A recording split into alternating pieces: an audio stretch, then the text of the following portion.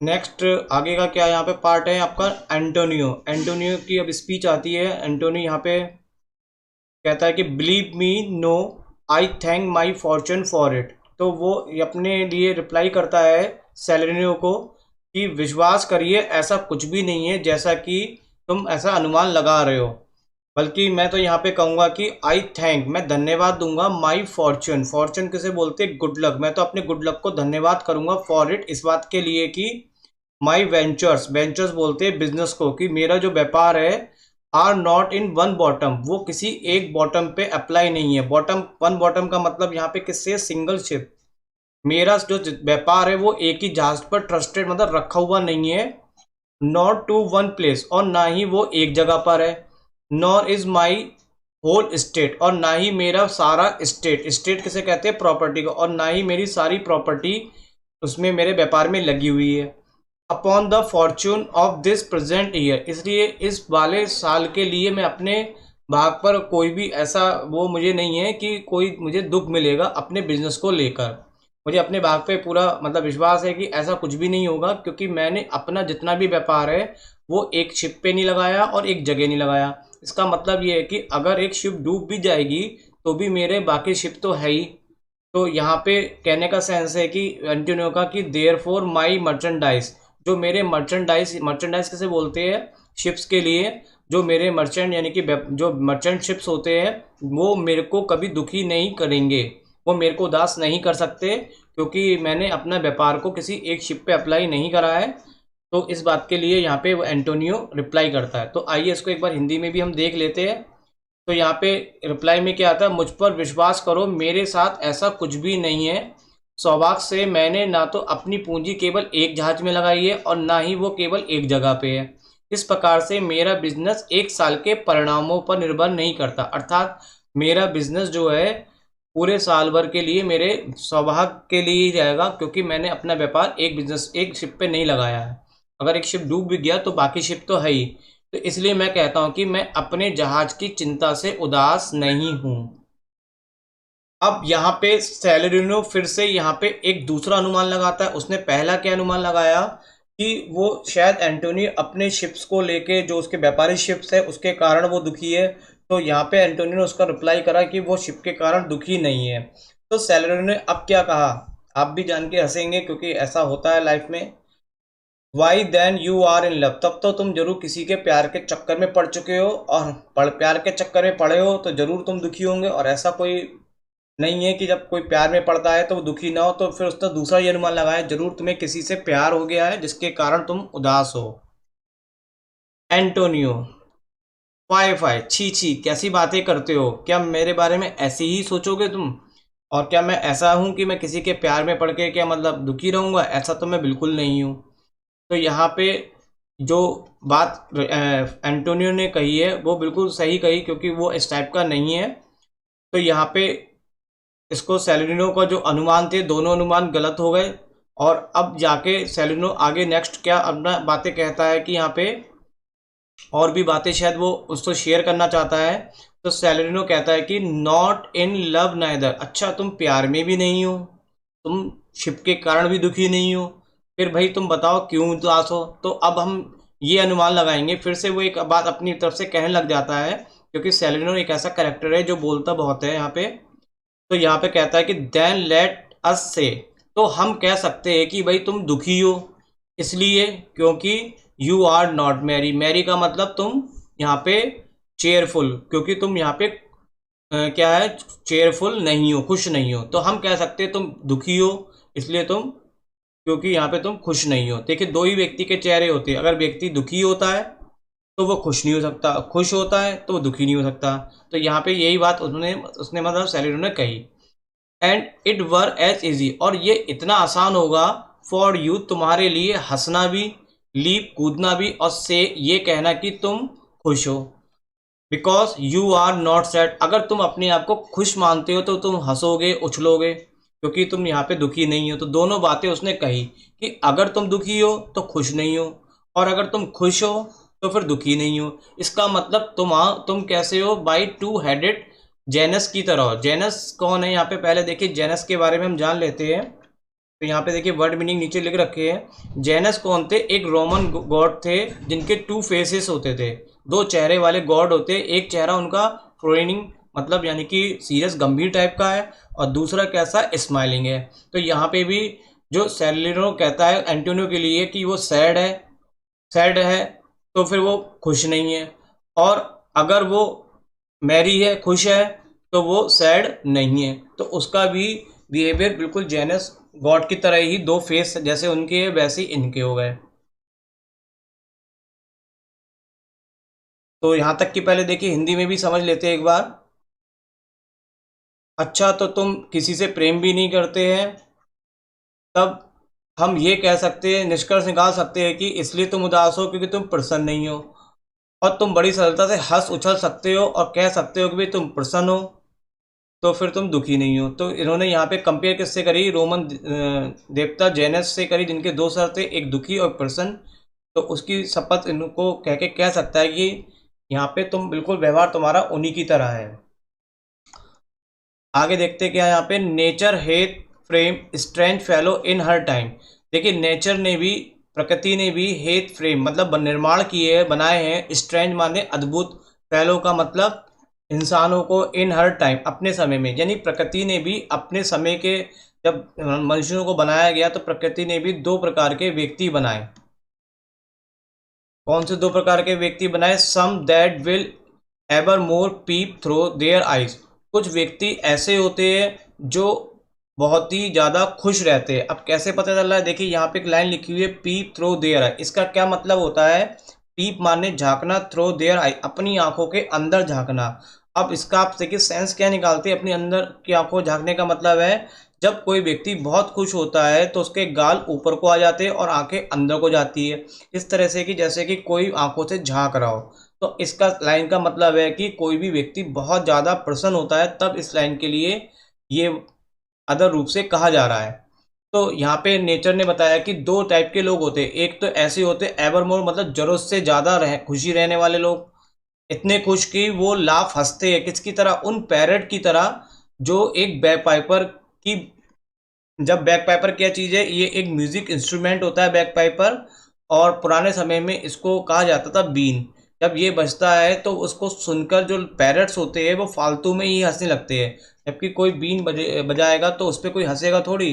तो इन कुछ लोग ऐसे होते हैं कि वो बिना ही बात पे, जैसे पैरट्स की कंपेयर की गई कि बिना बात पे ही वो बीन सुनकर हंसते हैं, तो उसी तरह से कुछ लोग ऐसे भी होते हैं जो बिना बात पे ही, बिना रीजन के ही हंसने और खुश रहने लगते हैं। तो एक तो इस टाइप की होती है। दूसरा क्या है? And other such of. और दूसरे किस प्रकार के व्यक्ति होते हैं? Vinegar expect.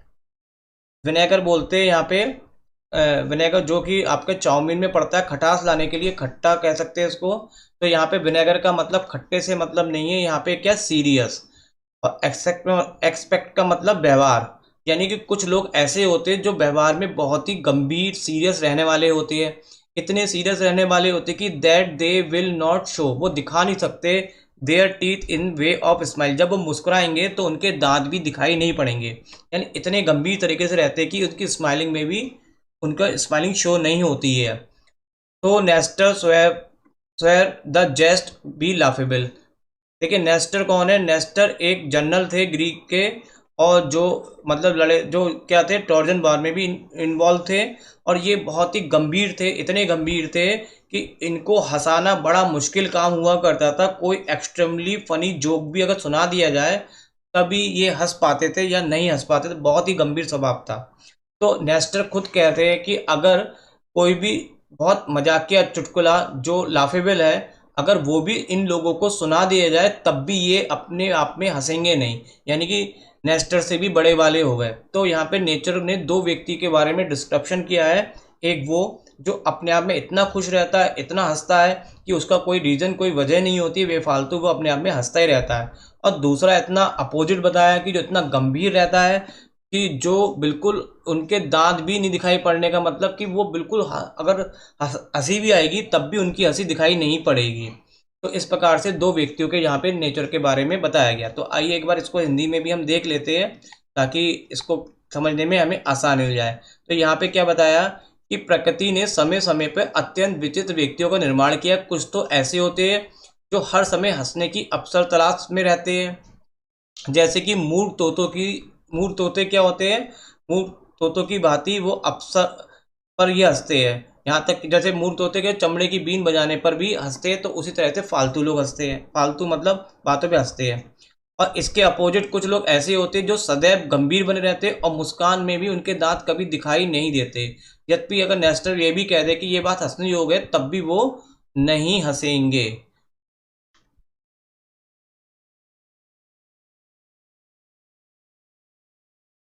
Enter Bassanio, Lorenzo and Gratiano. Salanio कहता है कि यहाँ पे here comes Bassanio, your most noble kinsman. तुम्हारे जो बहुत गहरे मित्र है बेसेनियो, और जो कि क्या है, एक किंसमैन है। किंसमैन देखिए कैसे बोलते हैं, रिलेटिव पर्सन्स के लिए बोला जाता है, लेकिन यहाँ पे अभी किसके लिए कहा जा रहा है कि जो एक फ्रेंड है लेकिन नॉट रिलेटिव, वो रिलेटिव नहीं है। तो तुम्हारे जो बहुत गहरे मित्र है बेसेनियो, वो ग्रेशिनियो और लॉरेंजो के साथ यहाँ पे आ गए हैं, इसलिए फेयर ये वेल। इसलिए फेयर ये वेल मतलब हम यहाँ से अब फेयरवेल लेते हैं, जाते हैं, विदा कर लेते हैं हम यहाँ से। We leave you now with better company. अब हम तुमको छोड़ के जा रहे हैं बेटर कंपनी, यानी कि एक बहुत अच्छे लोगों के बीच में अब हम तुम्हें छोड़ के जा रहे हैं। तो कहने का सेंस यहाँ पे क्या है, सेलिनो कहता है कि आपके गहरे मित्र बेसेनियो, लोरेंजो और ग्रेशिनियो के साथ आ रहे हैं, इसलिए हम लोग आपको इन श्रेष्ठ व्यक्तियों में छोड़कर जाते हैं। सेलेरिनो के आगे क्या कहता है, सेलेरिनो कहता है कि I would have stayed till I had made you Mary. हम यहाँ पे रुकते, ठहरते, टिल माने तब तक, I had made you Mary जब तक कि हम तुमको खुश नहीं कर देते थे, यानी कि जब तक तुम्हारी उदासी दूर नहीं आती तब तक हम रुकते। If worthier friends had not prevented me. अगर ये जो श्रेष्ठ व्यक्ति है पर जो तुम्हारे दोस्त है, अगर इन्होंने मुझे रोका नहीं होता। कहने का सेंस यहाँ पे क्या हो गया सैलरिनो का, कि मैं तो उस समय तक रुकता जब तक आपको प्रसन्न नहीं कर लेता, यदि आपके अधिक योग मित्रों ने मुझे रोका नहीं होता। अर्थात आपके गहरे मित्र यहाँ पे आ गए हैं अब, इसलिए मैं भी यहाँ से विदा लेता हूँ। एंटोनियो, एंटोनियो क्या कहते हैं, your worth is very dear in my regard. तुम्हारी वर्थ यानी कि तुम्हारी जो कीमत है या तुम्हारा जो मेरे लिए मान सम्मान है वो बहुत डियर है, प्रिय। रिगार्ड मतलब मैं तुम्हें आदर के संग बहुत मानता हूँ। I take it your own business calls on you. देखिए कॉल ऑन यू का मतलब नीड्स, जरूर तुम्हारी कोई अपनी नीड्स होगी जो तुम्हें बुला रही है, यानी कोई तुम्हारी अपनी खुद की आवश्यकता होगी, यानी इट मीन्स कोई तुम्हारा अपना कार्य होगा जिसके लिए तुम यहाँ पे मतलब कह रहे हो। And you embrace the occasion to depart, और तुम यहाँ से एम्ब्रेस द ओकेशन का मतलब टेक अपॉर्चुनिटी, और तुम उसके लिए यहाँ पे एक अपॉर्चुनिटी ये कह रहे हो कि ये लोग आ गए हैं इसलिए मैं जा रहा हूँ। बल्कि इसमें ऐसा होगा कि कोई तुम्हारा अपना काम तुम्हें याद आ गया होगा, तुम उसके लिए यहाँ से जा रहे हो, और सारा जो बात है वो किस पे कह के जा रहे हो कि ये मित्र आ गए हैं इसलिए मैं यहाँ से जा रहा है। तो देखिए यहाँ पे क्या कहा गया एंटोनियो ने, मेरे लिए तुम्हारा बहुत महत्व है, मैं तुम्हारा बहुत आदर करता हूँ, मेरे विचार से तुम्हारा कोई आवश्यक कार्य तुमको यहाँ से जाने पे वाध्य कर रहा है, और तुम इन मित्रों के आगमन का लाभ उठाकर जा रहे हो।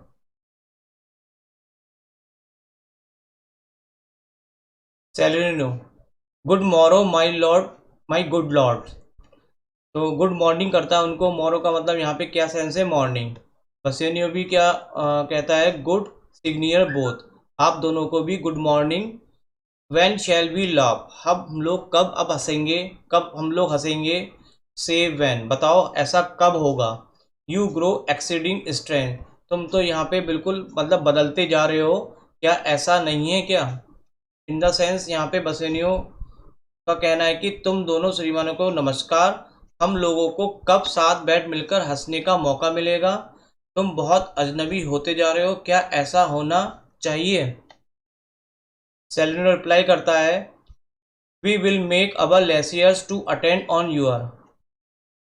लेसियर्स बोलते हैं फ्री टाइम के लिए, हम तुम्हारे लिए फ्री टाइम निकालेंगे अटेंड करेंगे ऑन योर्स। योर्स का मतलब जब तुम्हें फुर्सत होगी, यानी जब तुम्हारे पास फुर्सत का समय होगा तब हम अपने खाली समय निकालकर तुमसे मिलने आएंगे। एग्जीक्वेंट सेलेरिनो और सेलिनियो दोनों यहाँ से विदा ले लेते चले जाते हैं। अब यहाँ पे लॉरेंजो, ग्रेशिनो, बेसेनियो और एंटोनियो यहाँ पे रह जाते हैं। अभी लॉरेंजो बेसेनियो के लिए कहता है कि my lord Bassanio, since you have found Antonio, कि बेसेनियो आपने अब एंटोनियो को पा लिया है, तो इसलिए we two will leave you. Two किसके लिए कह रहे हैं? लॉरेंजो खुद अपने लिए, और साथ में ग्रेशिनो के लिए कह रहे हैं कि अब हम लोग भी यहाँ से विदा लेते हैं, बट एट डिनर टाइम, लेकिन डिनर के टाइम पे मैं आपसे प्रार्थना करता हूँ कि आप याद रखना कि हमें कहाँ पर मिलना है। तो यहाँ पे क्या चीज़ है, यहाँ पे लॉरेंजो ने कहा कि मेरे मित्र बेसेनियो तुमको एंटोनियो मिल ही गए हैं, अब हम लॉरेंजो और ग्रेशिनो चलते हैं, कृपा करके याद रखना कि हमें खाने के समय कहाँ पर मिलना है।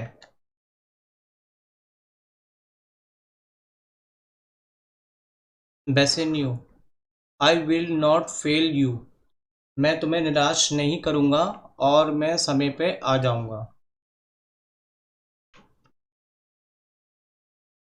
Gratiano, you look not well signior Antonio, श्रीमान एंटोनियो आप बिल्कुल भी स्वस्थ दिखाई नहीं पड़ते हो।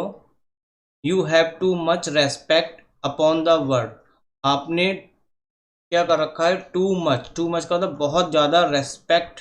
रेस्पेक्ट का मतलब होता है मान सम्मान, लेकिन यहाँ पे रेस्पेक्ट का मतलब है चिंता। अपॉन द वर्ड, आपने संसार की बहुत ज़रूरत से ज़्यादा चिंता करी है।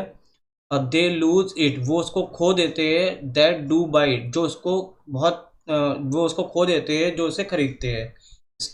इट विथ मच केयर, बहुत अधिक देखभाल, यानी कि हम जिसकी बहुत ज़रूरत से ज़्यादा चिंता करते हैं, देखभाल करते हैं, वो अक्सर चीज़ हमारे हाथ से निकल जाती है। तो ज़रूरत से ज़्यादा तो कोई भी चीज़ अच्छी नहीं होती है। टू मच का मतलब यहाँ पे क्या है कि ज़रूरत से ज़्यादा, अगर हम कोई पैसा भी अगर हमारे पास ज़रूरत से ज़्यादा होता है तो भी वो हमें कहीं ना कहीं नुकसान करता है। इसका मतलब अपनी बहुत अति से ज़्यादा भी कोई चीज़ होना नुकसानदायक होता है। तो यहाँ पे ग्रेशिनो का कहना है कि आपने संसार की बहुत ज़्यादा चिंता करी है, ज़रूरत से ज़्यादा करी है, जिसके कारण आपने अपना सुख चैन सब खो दिया है। बिलीव मी, विश्वास कीजिए, यू आर मार्वसली चेंज, कि आप में क्या हो गया? मार्वसली मतलब क्या हो गया? बहुत ज़्यादा अद्भुत बदलाव आ गया है। तो यहाँ पे ग्रेशिनो का स्टेटमेंट क्या है? यहाँ पे श्रीमान एंटोनियो, तुम स्वस्थ दिखाई नहीं देते हो, तुम सांसारिक बातों की बेहद चिंता करते हो, और जो व्यक्ति बहुत अधिक ध्यान देता है वह बदले में अपना सुख चैन खो दे देता है। मुझे ऐसा प्रतीत होता है कि तुम में अद्भुत रूप से मतलब बदलाव हो गया है। Antonio, I hold the world but as the world, मैंने संसार को उतना ही माना है। आई होल्ड द वर्ल्ड, मैंने संसार को मैं मानता हूँ, बट एज अ वर्ल्ड, संसार की तरह, यानी मैंने संसार को संसार की तरह ही माना है ग्रेशिनो, उसको मैं ज़्यादा नहीं उसके बारे में चिंतित करता हूँ। A stage where every man must play a part, और मैं इस संसार को एक स्टेज मानता हूँ। स्टेज यहाँ पे मतलब एक नाटक यानी कि रंगमंच का वो होता है। यहाँ पे एवरी मैन, हर व्यक्ति को मस्ट प्ले अ पार्ट, अपना एक रोल करना होता है। और मेरा इस संसार में जो रोल है, माइंड मतलब मेरा, अ सैड वन, वो बहुत एक उदासी का है। तो एंटोनियो यहाँ पे क्या कहते हैं? ग्रेशियो, तुम गलत समझ रहे हो, मैं सांसारिक मामलों पर अत्यधिक ध्यान नहीं देता हूँ। मेरे लिए तो ये संसार एक नाटक के अभिनय स्थल की तरह है, जहाँ हर व्यक्ति को अभिनय का कार्य करना पड़ता है, और उसमें मेरा अभिनय कैसा है? दुख पूर्ण है।